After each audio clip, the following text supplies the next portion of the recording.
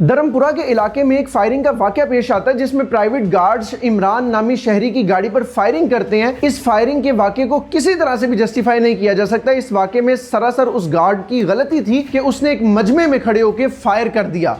लेकिन इस कहानी का एक दूसरा रुख सामने आता है जिसमें इमरान नामी शहरी, जिसको हीरो बनाकर पेश किया जा रहा है, सवाल यह पैदा होता है कि क्या इमरान एक राहगीर था या इमरान प्रोटोकॉल की गाड़ियों का पीछा कर रहा था। इमरान का इस सारे वाकये में मफाद क्या था?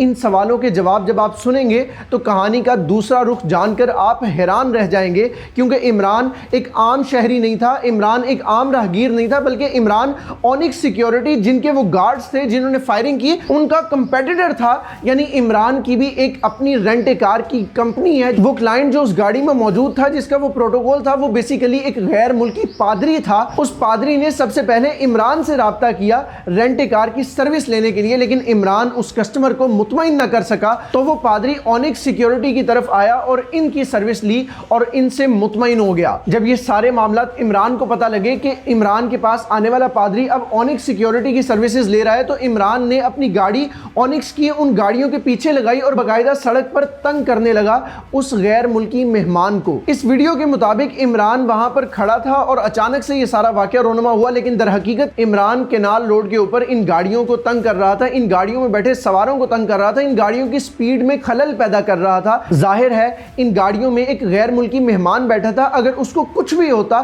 तो पूरे मुल्क पाकिस्तान की बेइज्जती थी, पूरे मुल्क पाकिस्तान की इंसल्ट थी, जिस पर गार्ड गुस्सा हो गए और उन्होंने इमरान पर फायर कर दिया। लेकिन अगेन इस फायर के वाकये को किसी तौर पर जस्टिफाई नहीं किया जा सकता।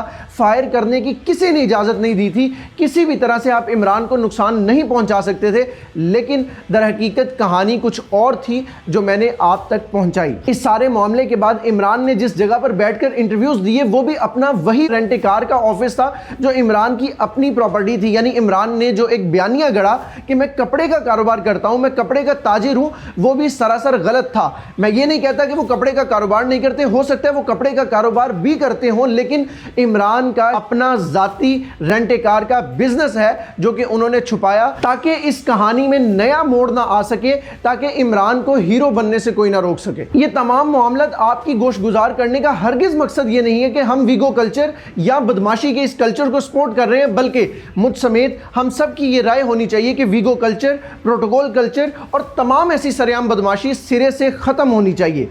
आपकी क्या राय है? कमेंट सेक्शन में ज़रूर बताइएगा। पाकिस्तान जिंदाबाद।